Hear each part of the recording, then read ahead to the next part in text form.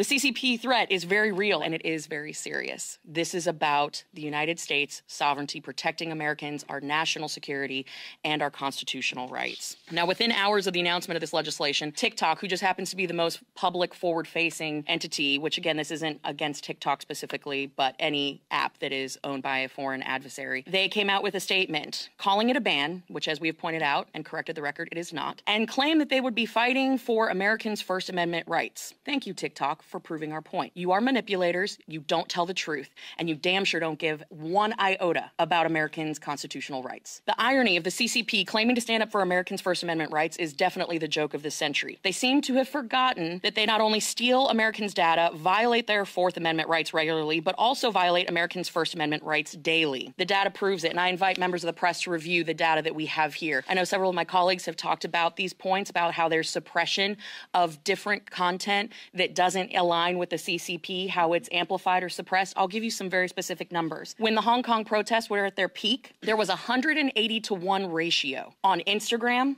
versus TikTok. On Instagram, the hashtag Hong Kong protest was generating 132,000 hashtags. On TikTok, 762 in the exact same time period. Now, there's on any other issue, pick Taylor Swift, whatever, it's a 2-to-1 ratio. You can see how that is completely out of whack. On COVID blame, over a 400-to-1 ratio. If you were to type in China virus, hashtag China virus, on Instagram, there were 79,353 on Instagram, 0 to be found on TikTok. When it came to the hashtag Tiananmen or Tiananmen Square, on Instagram, you could find in the exact same time frame 74,334 hashtags stating Tiananmen Square. On TikTok, 1,290. It goes on and on. You can see the data. It is in black and white. And I encourage you guys to share this, because while TikTok is going to try to sell an emotional appeal that they are out here defending Americans' rights, we know that they are turning content creators into foot soldiers. That is what this is about.